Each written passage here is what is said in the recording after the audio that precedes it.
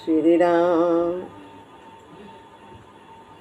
गुरुर्ब्रह्मा गुरुर्विष्णु गुरुर्देव महेश्वरः गुरु साक्षात् परब्रह्म तस्मै श्री गुरुवे नमः।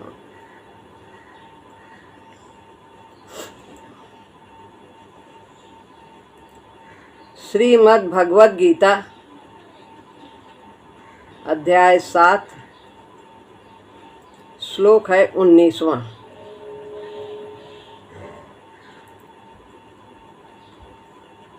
बहूनां जन्मनामन्ते ज्ञानवान् मां प्रपद्यते वासुदेवः सर्वमिति स महात्मा सुदुर्लभः।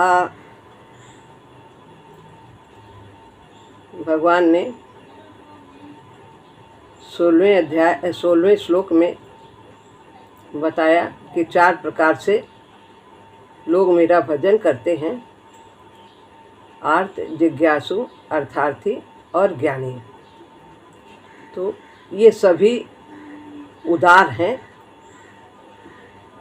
यह सभी विकास की ओर बढ़ने वाले हैं, पुण्यात्मा हैं और ऊंचे जाने वाले हैं, आगे बढ़ने वाले हैं। लेकिन ज्ञानी तो मेरी आत्मा है। इनमें से 3 जो हैं, उनके अलावा जो ज्ञानी हैं, जिसको केवल भगवान से ही एक नाता है, उन्हीं को ही सब कुछ समझता है और सदैव युक्त रहता है परमात्मा से। तेषां ज्ञानी नित्य युक्त, सुख में दुख में सुबह से लेके रात तक प्रभु से ही जुड़ा रहता है और उसे एक भक्ति का ही नाता है और वो भगवान से कुछ भी नहीं चाहता। तो ऐसा भक्त मुझे प्रिय है, सबसे अधिक, सबसे बढ़कर है, क्योंकि वह निष्काम प्रेमी है। तो ऐसे भक्त भी कई जन्मों के बाद परमात्मा की प्राप्ति करते हैं, कर पाते हैं। यहाँ पर इस श्लोक में बताया है। तो निष्कामता रहते हुए भी उनको भजन करते करते कई जन्म भी लग जाते हैं। ज्ञानी बहुत जन्मों के बाद मुझे पाता है। अनेक संत भजन कर रहे थे, बहुत साल से बूढ़े भी हो गए थे, लेकिन ध्रुव जी जो थे वो इतनी छोटी अवस्था में ही उन्हें प्राप्ति हो गई थी प्रभु की। तो लोगों को शंका हुई कि अरे ये तो इतने साल का बालक है और 5-6 साल का, कितने साल का, और इसे प्राप्ति हो गई, और मैं तो करते करते कितना बूढ़ा हो गया, अभी मुझे प्राप्ति नहीं हुई। तो ये ध्रुव के कई जन्मों की कमाई थी। कई जन्म उन्होंने प्रभु का भजन किया निष्कामता से, तब इस छोटी सी अवस्था में उन्हें प्राप्ति हो गई, सफलता मिल गई। तो वही कह रहे हैं यहाँ पर कि ज्ञानी यानी प्रेमी भक्त भी बहुत जन्मों के बाद मुझे पाता है। सब कुछ वासुदेव ही हैं, ऐसा बोध रखने वाला महात्मा बहुत कठिनाई से मिलता है। जब तक कहीं भी बिंदु लगाने का अहंकार है, तब तक हम दूर हैं उससे, पूर्णत्व से, परमात्मा से। कितनी भी पतली झिल्ली क्यों न हो, यदि पारस और लोहे के बीच में है, वो हमें दिखाई नहीं दे रही है, तो पारस उस लोहे को सोना नहीं बना सकता। तो पूर्ण रूप से अहंकार से निर्मूल होना पड़ता है। तब तक, जब तक ये हैं, तनिक भी, तब तक हम परमात्मा से पूरी तरह से योग नहीं प्राप्त कर सकते। तो यही यहाँ बता रहे हैं, बहु नाम जन्म नाम अंते ज्ञानवान माम प्रपद्यते वासुदेव सर्वमिति स महात्मा सुदुर्लभ। दुर्लभ है जिसके अंदर ऐसा बोध है कि परमात्मा ही परमात्मा है, उसके सिवाय कुछ है ही नहीं। जब ऐसा बोध हो जाता है, एक ही तत्व दिखाई देता है, तभी पूर्णत्व की प्राप्ति होती है। और ऐसा महात्मा प्राप्त होना दुर्लभ है, भगवान कहते हैं। भगवान के विषय में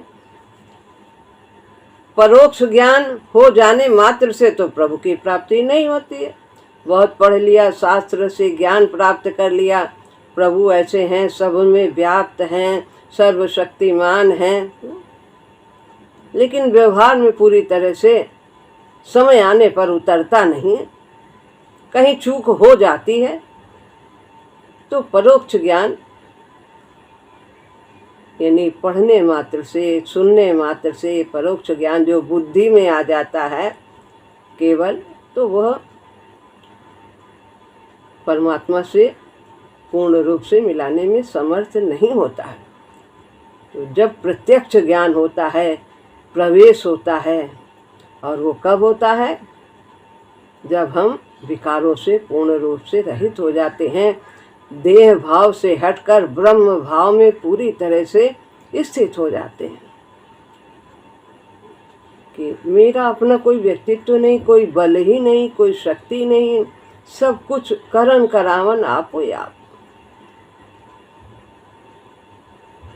तो उससे जो हम परोक्ष ज्ञान प्राप्त करते हैं, शास्त्रों के द्वारा सुन करके या अन्य किसी भी प्रकार से, तो उससे हमारी निष्ठा गहरी होती है और प्रेम बढ़ता है भगवान के प्रति, अनुराग बढ़ता चला जाता है। तो ये गहरी निष्ठा, इसका लाभ ये होता है, बेकार नहीं होता है पढ़ने से, सुनने से, तो इससे हमारे अंदर निष्ठा बलवती होती चली जाती है। और जितनी ज़्यादा बलवती होगी, जितनी प्रेम की धार मोटी होगी, उतना इसका प्रभाव होगा। एक बर्तन में पानी भर दिया है और उसमें कई छेद कर दिए हैं, तो सबसे पतला पतला पानी निकलेगा। लेकिन अगर उतना ही एक मोटा छेद बना दिया तो उससे कितनी मोटी धार निकलेगी। तो एक निष्ठता होनी चाहिए, अनन्य भक्ति होनी चाहिए एक परमात्मा के प्रति। तो यही है कि ये जो परोक्ष ज्ञान है, हमारा सुनना, पढ़ना आदि सत्संग, तो इससे हमारी निष्ठा गहरी होती जाती है। केवल मात्र तार जुड़ जाता है, हम उसके धागे से बंध जाते हैं, उस सूत्र से बंध जाते हैं और चलना आरंभ कर देते हैं, खिंचते चले जाते हैं धीरे धीरे उसकी ओर। रास्ता मिल जाता है, एक पथ मिल जाता है, हमें यही रास्ता पकड़ना है, इसी रास्ते पर चलना है। भाग दौड़ हमारी इधर उधर की समाप्त हो जाती है। बस ये लाभ है परोक्ष ज्ञान से। एक प्रत्यक्ष ज्ञान होता है, एक परोक्ष ज्ञान होता है। प्रत्यक्ष जो दर्शन प्रभु के होते हैं, प्रत्यक्ष रूप से देखना, और दूसरा परोक्ष सुनना, पढ़ना आदि, इसके द्वारा ज्ञान होता है। एक परमात्मा का साक्षात्कार होता है, ये प्रत्यक्ष दर्शन है। रास्ता तो लंबा है, जन्म जन्मांतरों में पूरा जाकर होता है। इसके लिए उतावलेपन की जरूरत नहीं है कि अभी अभी बस चढ़ाई खिचड़ी और तुरंत पक जाए। स्वभाव का परिवर्तन समय और धैर्य की मांग करता है। स्वभाव बदलना है, गुण बदलना है अपने, तमोगुण से रजोगुण, रजोगुण से सतोगुण, इसमें समय लगता है। पढ़ें सुने, जैसा कि गीता ने सुबह कहा कि हम उसे अपने व्यवहार में लाएं, अपना रूपांतर करें। किसका? गुणों का। तो विकास का मार्ग मदारी का खेल नहीं, जो पल भर में व्यक्ति पार कर जाए। जरा देर में मदारी क्या क्या निकाल देता है, वो सब झूठा रहता है, सब समाप्त हो जाता है। तो जो तुरंत बदलता है वह सही नहीं होता है, स्थायी नहीं होता है। इसलिए परिवर्तन आवश्यक है हमारे स्वभाव में, तो वो धीरे धीरे ही बदलता है। लेकिन हमें सजग रहना चाहिए, सचेत रहना चाहिए, आगे बढ़ने के लिए उत्साहित होना चाहिए। व्यक्ति को समूचे संस्कारों का क्षय करना होता है। समूचे संस्कार कैसे होते हैं? अन्नमय कोश के स्तर के, प्राणमय स्तर के, मनोमय स्तर के, ये सब संस्कार बनते हैं। हमने शरीर से किसी का कुछ अच्छा बुरा किया और सोच लिया हमने किया, बन गया संस्कार। प्राण से हुआ, कामना हुई तरह तरह की सांसारिक, तो ये भी संस्कार बन गया। मनोमय कोश में हमारे भाव होते हैं अच्छे बुरे, हम चुपचाप बैठे सोचते रहते हैं तरह तरह के भाव अच्छे बुरे, वो भी संस्कार बनाते हैं। उसने हमारे साथ इतना बुरा किया, कितना बुरा किया, चिंतन करते रहते हैं, इसी बात को सोचते रहते हैं।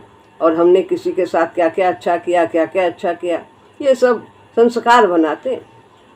तो नेकी कर और दरिया में डाल, बह जाएगा, दिखाई भी नहीं देगा।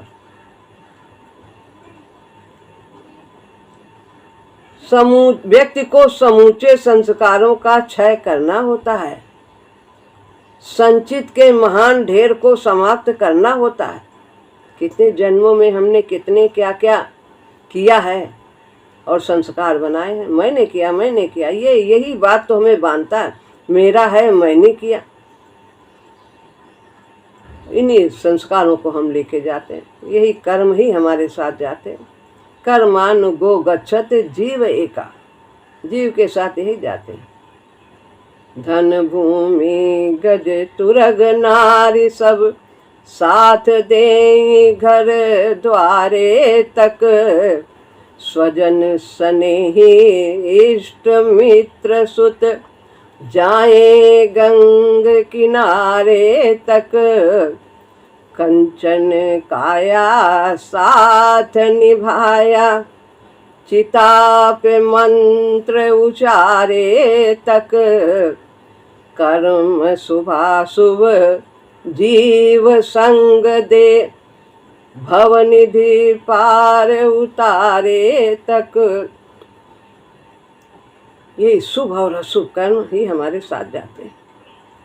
तो हमें न शुभ चाहिए और न हमें अशुभ चाहिए, हमें निष्काम कर्मी होना है।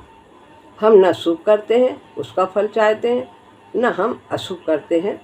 जब हम शुभ का नहीं चाहेंगे तो अशुभ के भी बंधन से हम नहीं बंधेंगे। तो संचित के महान ढेर को समाप्त करना होता है। सभी कोषों का नितांत शोधन होना आवश्यक है। जैसा कि अभी कहा, सभी कोषों का, अन्नमय, प्राणमय, मनोमय, यहीं तक संस्कार बनते हैं। उसके लिए चाहिए सभी स्तरों में पूरी पूरी जागृति और साथ ही साथ उनमें निहित आसक्तियों का निर्मूलन। सभी तरह के हम आसक्ति से इनमें जुड़े रहते हैं, जैसा कि मन का बताया, प्राण का बताया, शरीर से बताया। हमने दान दिया, किसी को दिया, पैसा दिया, किसी की सेवा की, तो मैं लग गया, तो वही आसक्ति है, मेरा है, मैंने अपना दिया है। इसी को निर्मूल करना है, समाप्त करना है।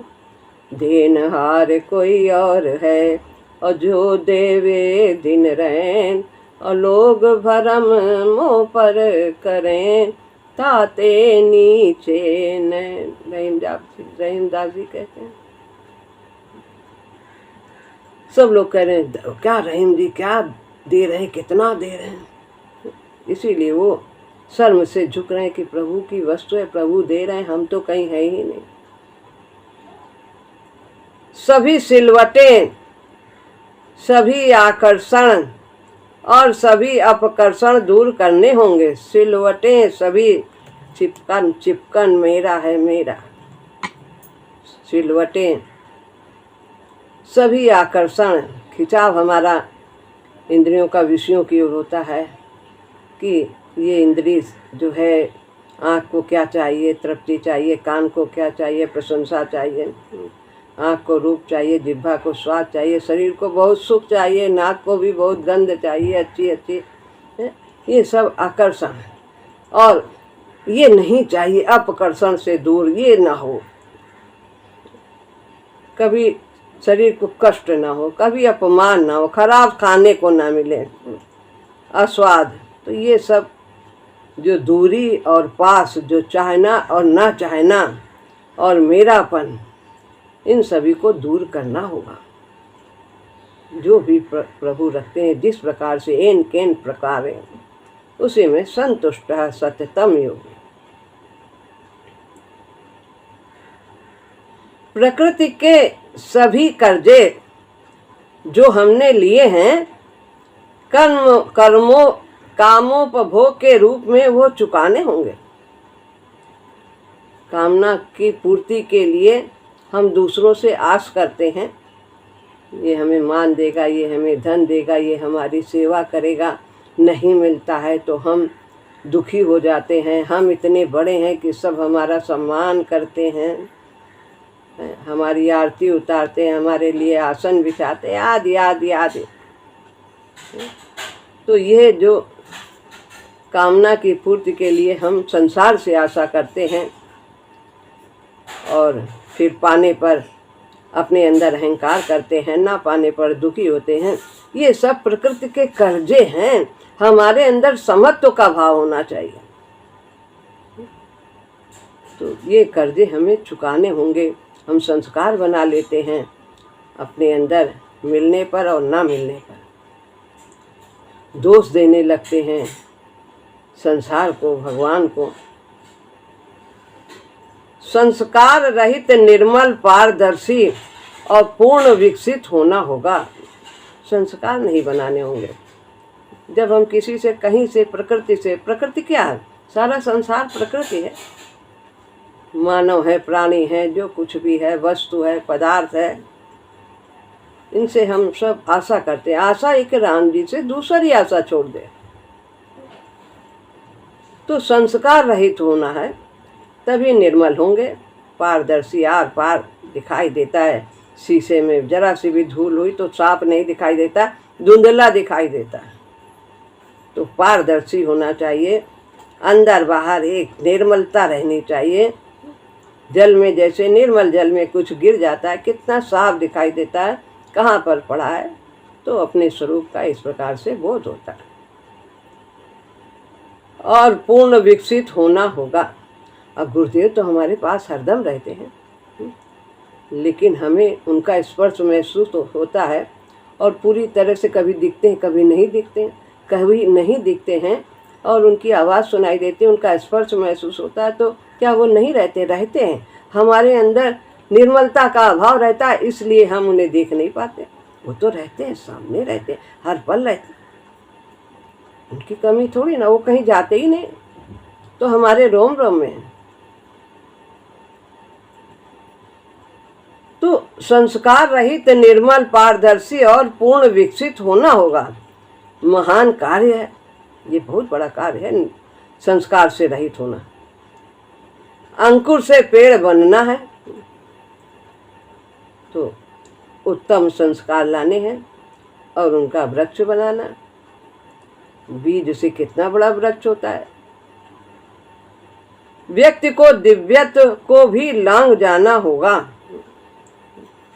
अतः अनेक जन्म लगने विस्मय की बात नहीं है। तो यदि हमारे अंदर कोई गुण है, दिव्यता है कुछ, तो उसे अपना न माने, वो तो सब परमात्मा का ही है, उसके सिवाय कुछ नहीं। कि मैं दिव्य हूँ, मैं जो कुछ भी कर देता हूँ, मेरे अंदर बहुत शक्ति है, परमात्मा की शक्ति है, आदि आदि। यदि इस शरीर के द्वारा कुछ होता भी है तो वही तो करता है। अपने अंदर कोई अभिमान नहीं होना चाहिए इस तरह का। ज्ञान मार्ग पर चलने वाला जल्दी संसिद्धि लाभ कर लेता हो, ऐसा नहीं है। ज्ञान मार्ग आत्म संयम योग जो है, विवेक प्रधान जो साधन है, तो ये ऐसी बात नहीं कि उस पर चलने वाला जल्दी सिद्धि परमात्मा की प्राप्ति कर लेता है। तो दो मार्ग हैं, ज्ञान मार्ग और भक्ति मार्ग। भक्ति मार्ग जो है वो कर्म योग मिश्रित भक्ति मार्ग है। यह सारा काम उसे भी पूरा करना होगा। कौन सा काम? संस्कारों से निर्मूल होना होगा, पूर्ण रूप से सभी स्तर के संस्कारों को क्षीण करना होगा। लेकिन वो सब काम अपनी शक्ति से करता है, अपने विवेक से करता है। प्रभु का कोई सहारा उसे नहीं रहता और ना ही कर्म का सहारा रहता है। वो तो कर्म का त्याग करके रहता है, जो पहले जो संन्यास मार्ग बताया। लेकिन जो दूसरा इसमें संन्यास की बात कही है, तो सब कुछ करते हुए ब्रह्मार्पण योग करना है। आसक्ति का त्याग ही संन्यास है। उसके लिए आश्रम जाने की जरूरत नहीं है। लेकिन जो पहले जो प्रचलित था मुख्य रूप से, वो गृह त्याग का ही संन्यास था। ज्ञानी को यानी भक्त को लाभ है इस बात का कि प्रभु की शक्ति उसमें काम करने लगती है। प्रभु की शक्ति से वो करता उसी का शरीर ही है, लेकिन वो उसमें जो बल है वो भगवान का है, उसकी कृपा है। और प्रभु का अभय हस्त हमेशा उसका रक्षक बना उसके सिर पर रहता है। जैसे अर्जुन को नहीं समझ में आया, ये साधन नहीं समझ में आया, मन बुद्धि बहुत चंचल है, नहीं लगती, अभ्यास भी नहीं लगता होता है, कर्म भी भगवान के अर्पित नहीं होता है, तो कहते हैं अच्छा चलो कर्म फल का त्याग कर दो। 4 साधन बताएं किस तरह से, अच्छा ये फिर अब कर लो और कर लो।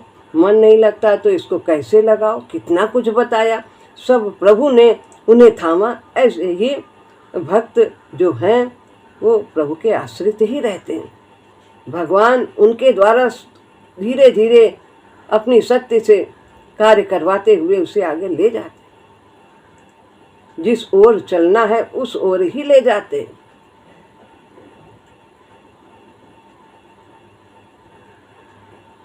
और प्रभु का अभय हस्त हमेशा उसका रक्षक बना उसके सिर पर रहता है, निर्भय रहता है भगवान का भक्त। इतना महान कार्य भागवती शक्ति अपेक्षाकृत जल्दी समाप्त कर सकती है। किसकी अपेक्षा? ज्ञानी की अपेक्षा। जो स्वयं विवेक से अपने करता है, तो ये नहीं जरूरी कि वो जल्दी प्राप्ति कर ले, नहीं, बल्कि जो भक्ति मार्ग का है वो अपेक्षाकृत, ज्ञानी के अपेक्षाकृत ये काम संस्कारों का निर्मूलन ये सुगमता से कर लेता है प्रभु की शक्ति के सहारे। भक्ति के मार्ग में संस्कार के क्षय के लिए व्यवहार कर्म क्षेत्र का रास्ता देता है। त्याग नहीं बताता है कि सब छोड़ के चले जाओ। कर्म करो, किसके लिए करो, किस प्रकार से करो, निष्काम कर्म करो, किस लिए करो, जन कल्याण के लिए करो, ये भावना रखो। भगवान के लिए करो, भगवत भाव बनाओ। ज्ञानी को इस प्रकार की कोई सुविधा नहीं रहती है, कर्म से उसको कोई सहारा नहीं रहता, कर्म तो वो करता ही नहीं। संन्यास मार्ग में कितना भी कर्म नहीं करोगे फिर भी कुछ न कुछ तो कर्म करना ही है। कर्म पूरी तरह से कोई त्याग कर ही नहीं सकता। उसे चलना भी अपने पांव पांव होगा। ज्ञानी को रक्षक हस्त भी नहीं होता सिर पर। भगवान को तो वो जानता ही नहीं, निर्गुण है, निर्गुण है। और जो भक्त है उसके भगवान सगुण है। वो तो भगवान भोग भी लगाते हैं, बात भी करते हैं, सिर पे हाथ भी रखते हैं, हाथ पकड़ा कर ले भी चलते हैं। सूरदास जी कैसे भगवान उनका हाथ पकड़ के, आँख से नहीं दिखता था, कैसे उनकी बाह पकड़ के ले चलते थे भगवान।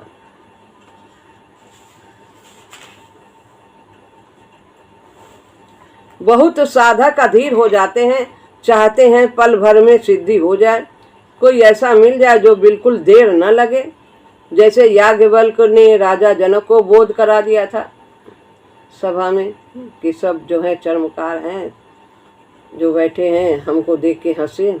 नहीं, अष्टावक्र जी थे, उनको देख तो याज्ञवल्क्य जी ने राजा जनक को बोध कराया था, जैसे श्री रामकृष्ण ने विवेकानंद को कराया था।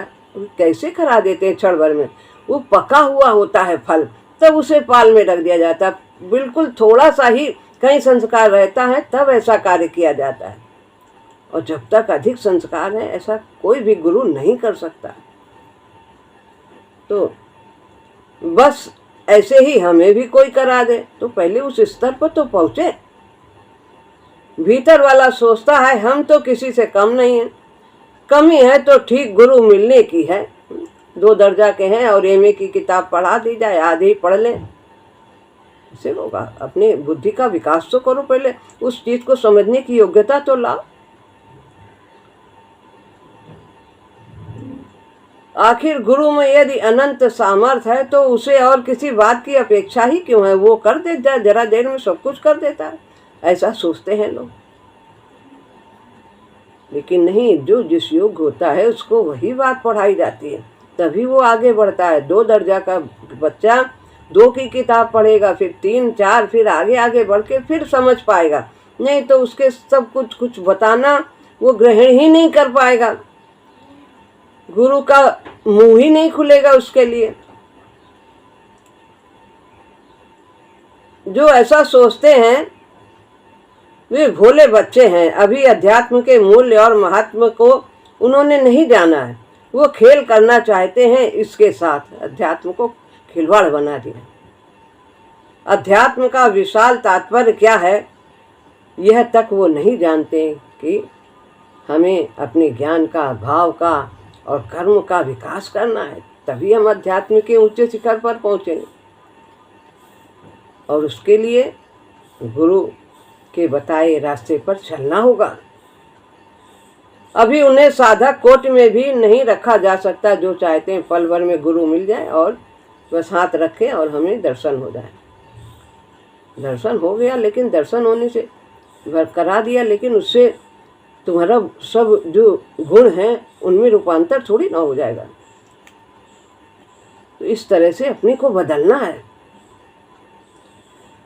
यदि व्यक्ति अध्यात्म के महत्व को समझता है तो क्या अपेक्षा रहती है कीमत की, काल की अथवा प्रयास की। कितना मेहनत लगेगा, कितना समय लगेगा, क्या कीमत देनी पड़ेगी, कितना समर्पण करना पड़ेगा, कोई महत्व नहीं रखता है। बस भगवान मिल जाए, इससे बड़ी कोई चीज है ही नहीं। सभी कुछ उनके लिए समर्पित है। समय कितना लगेगा, कुछ नहीं है। उसने कहा कि इमली, नारद जी जितने इमली की पत्ती है उतने समय बाद, उतने जन्म बाद मिलेंगे, मिलेंगे मिलेंगे, बस इतना। सबरी को गुरु ने कहा मिलेंगे भगवान, बस पूछा ही नहीं कब मिलेंगे। रोज इंतजार, रोज प्रयास, प्रयत्न और प्रतीक्षा, 2 चीजें चाहिए भक्ति के मार्ग में। बाकी भगवान पर छोड़ दे। जब सिवाय इसके और गति ही नहीं है और कुछ प्राप्तव्य ही नहीं और कुछ पाना ही नहीं है, कोई इससे बड़ी गति ही नहीं है, तो फिर अधीरता कैसे। बढ़ते चलो। यदि वह विकास है तो फिर सहज ही होगा। फल को पूरा बड़ा हो जाना चाहिए, फिर ही पकना चाहिए। फिर वो टपकता है तो मधुर होता है, मीठा होता है। सहज पके तो मीठा है। कच्चा तोड़कर पाल में डालने से तो वो सड़ जाएगा। अनजान लोग ही ऐसा करना चाहते हैं। वह ज्ञानी जो प्रभु को पा लेता है उसकी क्या स्थिति होती है बताते हैं। वासुदेव सर्वमिति, वो सब में भगवान को, सर्वत्र, सब जगह, सब में, सब कुछ, हर घटना, परिस्थिति, देश, काल, प्राणी, व्यक्ति, सब में वो परमात्मा को ही देखता है। सब कुछ भगवान वासुदेव हैं, वो ऐसे अनुभव करता है खुली आंखों से। जैसे विवेकानंद जी ने देखा, पूड़ी में भी, हलवा में भी, पानी में, गिलास में, सब में भगवान ही दिखाई दे रहे हैं। जैसा कि परमहंस जी ने कहा था, सब में भगवान है, सब में भगवान। घर में सोचा कि वो गुरु जी तो ऐसा बोलते हैं, लेकिन दिख नहीं रहे। जैसा ऐसे उन्होंने सोचा, वो परिपक्व थे और उन्हें सब अनुभव होने लगा। वो सभी कुछ प्रभु में पाता है, अपने को भी तद रूप देखता है, उसी के रूप में देखता है। परमात्मा के रूप में भी अपने को भी देखता है, अलग नहीं देखता। वो प्रभु का ही रूप है, प्रभु की शक्ति है, यंत्र है उनका। श्याममयी हो जाती है जगती, जैसे राधा कृष्ण में, कृष्ण राधा में। सर्वम खल्मिदं ब्रह्म, उसके लिए सत्य होता है सब कुछ, अखिल ब्रह्म, अखिल जो संसार है वो सब ब्रह्म है। इस अवस्था को प्राप्त किए हुए महात्मा मिलने बहुत कठिन है, दुर्लभ है। दुर्लभ जो मुश्किल से मिले, दुर्लभ किसको कहते हैं? जो कठिनाई से मिले, कि जो सब में वासुदेव देखता, सो दुर्लभा, जो बहुत ही मुश्किल से मिल सके। कोई बिरला ही इस अवस्था को पा सकता है, अतः मिलता भी मुश्किल से है। इतनी ऊंची स्थिति आसानी से थोड़ी ना, करना पड़ता है प्रयास। संसार के पाने के लिए तो बहुत प्रयास कर देते हैं, लेकिन अगर परमात्मा को पाने में कठिनता है तो क्या हम नहीं करेंगे? जरूर करेंगे। वही तो जीवन का अंतिम लक्ष्य है। ऐसे व्यक्ति के समस्त व्यापार भजन हो जाते हैं। कुछ भी करता है जिसने वासुदेवा सर्वमिति समझा है, अनुभव किया है, तो वो स्वयं खाता हुआ भगवान को ही भोग लगाता है। वो स्वयं खाता है तो भगवान खाते हैं। वो सहज अवस्था है जिसमें कर्ता कर्म तथा करण सभी प्रभु ही भासने लगते हैं। करने वाला भी भगवान है और जिसके लिए किया जा रहा है वो भी, और साधन जो है वो भी, सब कुछ परमात्मा ही परमात्मा है। तब संपूर्ण रूपेण भगवान का भगवान में निवास होता है। करने वाला भी भगवान है, ब्रह्म है, और जिसका भजन किया जा रहा है वो भी ब्रह्म है। साध्य साधन और सिद्धि सब कुछ परमात्मा। तब अलौकिक कर्म समर्पण होता है, अलौकिक पूजन, जैसे कि श्लोक है 4 अध्याय का 24वां, ब्रह्मार्पण ब्रह्म हवि ब्रह्माग्नो ब्रह्मणा उत्तम ब्रह्मेव तेन गंतव्य ब्रह्म कर्म समाधि न। फिर ब्रह्म कर्म, उसके कर्म भी जो है वो ब्रह्म के होते हैं और वो समाधि भी ब्रह्म की ही होती है। सब कुछ ब्रह्म है। उसका समूचा जीवन ही एक अखंड ब्रह्म समाधि हो जाता है। वो है भगवान में प्रविष्ट हो जाना। ऐसी अवस्था में स्थित संत ही तो गा सकता है। क्या गा सकता है? आप ही कथय आप ही सुन नय हारून, आप ही एक आप विस्तारून। आप ही सुनने वाले हो, आप ही कहने वाले हो, और आप ही से सारा विस्तार है। यही कहता है। कथा जो है वक्ता भी वही है, श्रोता भी वही है, सब कुछ वही। प्रपद्यते पाता है, पहुँचता है, प्रवेश करता है। शरणागत की भावना साधना का आरंभ है। जैसे अर्जुन का आरंभ था, समर्पण, भगवान के शरण हुए, यह उसकी समाप्ति है। जो ये सिद्धि प्राप्त होती, कौन क्या है समाप्ति? वासुदेव सर्वमिति, यह समर्पण है, ये समाप्ति है। और शरणागति आरंभ की स्थिति है। प्रभु के शरण पहले आना होना चाहिए। दुचित्तता का अभाव होता है, अनन्यता होनी चाहिए। वो साधना रूप प्रपत्ति थी जो ऊपर 15वें श्लोक में कही थी, यह सिद्ध रूप है। शरणागति 15वें में कही श्लोक में, और ये जो वासुदेवा सर्वमिति, यह सिद्धि है। जब ऐसी स्थिति हो जाती है तो सिद्धि रूप होता है। ज्ञानी अपनी निष्ठा से कर्म करता हुआ, साधन करता हुआ जीता है।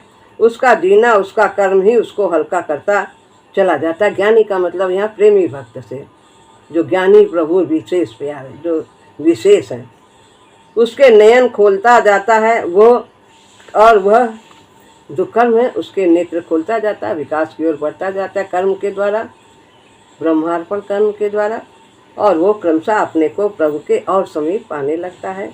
ज्ञानवान माम प्रपद्यते का इस साधना की लंबी अवस्था से बचने के लिए कुछ और अर्थ लगाना प्रसंग के प्रतिकूल होगा। वो अपने को धोखा देना होगा, ऐसा लगता है। तो यहाँ पर ज्ञानवान माम प्रपद्यते, जो ज्ञानी हैं वो एक मेरी शरण में आते हैं। तो यह साधना की लंबी अवस्था से बचने के लिए प्रभु की शरण आवश्यक है। तो यह प्रसंग यहाँ पर समाप्त होता है। तो यहाँ पर शरणागति का बहुत महत्व है, और वो करते करते ही, शरणागत होते ही हम सिद्धि प्राप्त कर पाते हैं। श्री राम।